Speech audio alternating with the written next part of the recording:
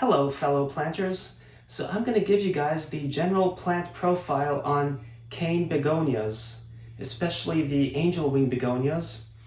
And I'm going to give you a little bit of care information and then propagation. But to start, let me give you the history about this beautiful specimen.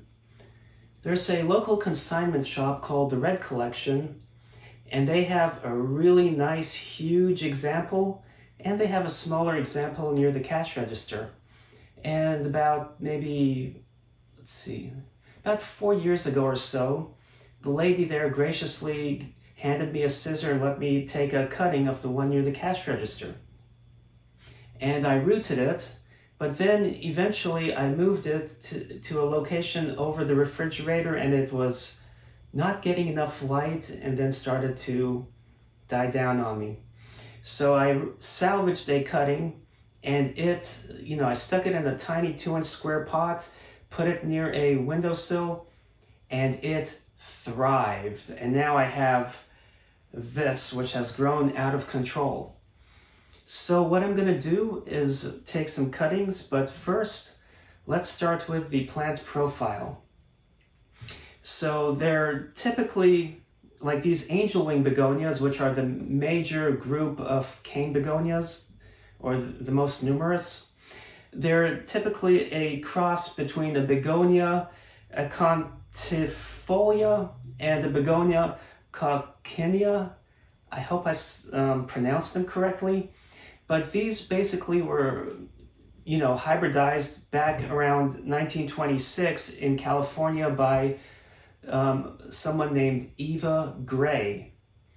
And sometimes among the cane begonias you have varieties known as Begonia maculata and Begonia corallina. And the two that were hybridized, the aconitifolia and the coccinea, or coccinea, however you want to pronounce it, those are native to Brazil.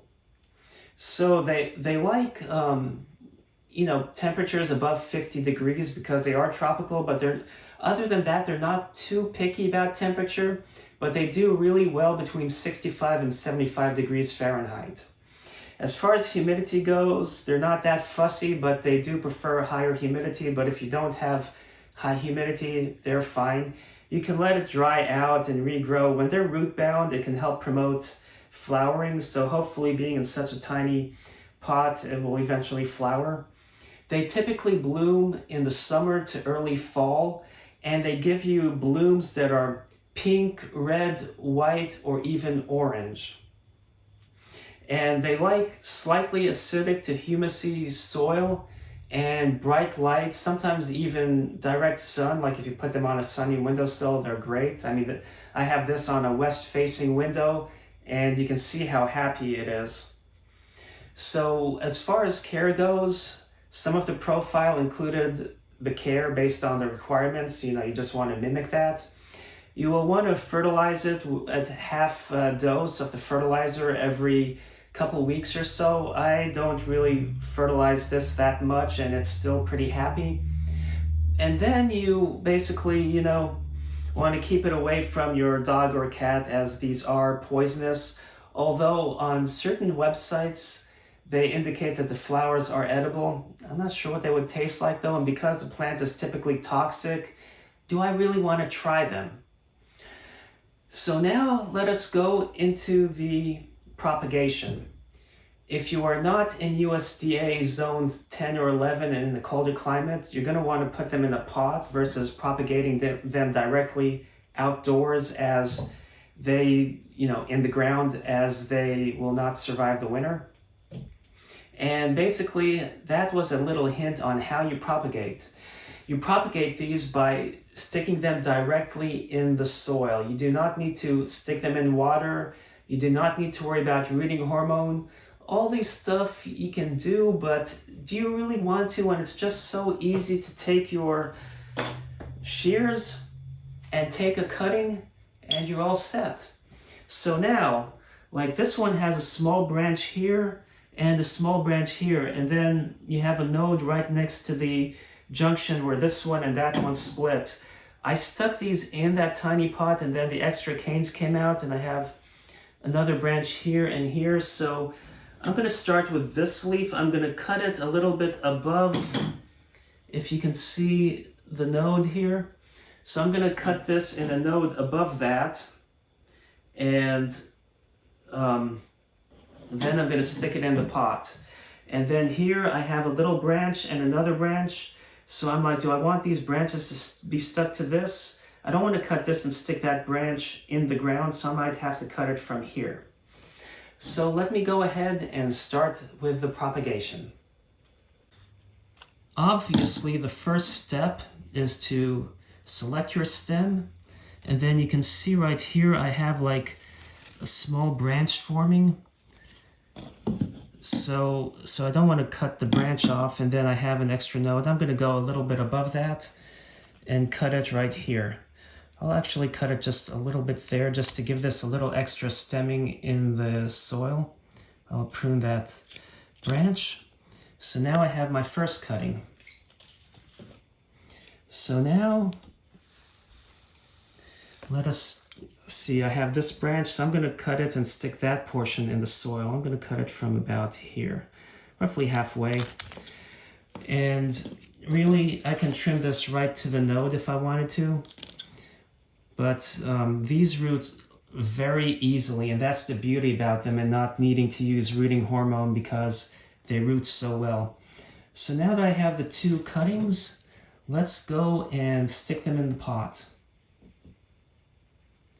I have two pots. I could put them both in the bigger pot so they look full from the get-go, but because I showed you how the one I have, that I took these cuttings from, produced canes from the soil, I'm not going to worry about that, and this way I'll have two nice lush plants. This one I just put regular potting soil, and this one probably about a third vermiculite. It will be interesting to compare the results of the two, and this one I plan to take down to my apartment. This one maybe I'll sell it at a yard sale or something, or give it away. Okay, I have these two tongs, so the reason why I'm using both is one of them I'm going to use this to stick in and open, but you see how light and fluffy it is? The vermiculite keeps the soil from compacting, whereas with this one, it will stay as a hole. So essentially I'm using the straight tongs to create the hole, and I'm using the angled ones to help stick them in there. So I had trimmed the lower leaf, and I can actually put it in here. Because I was able to make such a large hole with this one, I didn't need to use the angled ones to stick it in there. But in this example, I could, and this way you just help keep it from getting damaged. It's not as crucial with a plant like this as it is with, and then you open it and then lift up, as it is with certain other plants. But that's all I need. Now these are, as you can see, whoops, just trying to clean that off. As you can see, they're slightly angled, but it's not a big deal because you'll have the new plantlets coming up from the center there, and it will look nice.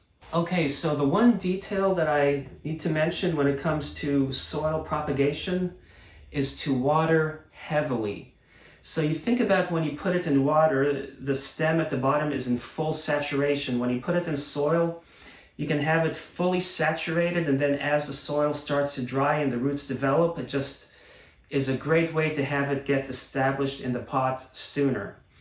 And if you've seen my video on the dirty little secret about water propagation, it's better to stick it in the soil where the roots are already soil bound, because the roots, when they grow in water, are more fragile, and then you stick them in soil, you could damage the roots and then the plant dies. It's just like how you have seedlings and you put them out in the sun to harden. You have to be very careful when you transfer a water propagated plant into soil. So this eliminates all that. So now I have to water it. Now, one thing I forgot to mention with the plant profile is the height of these cane begonias.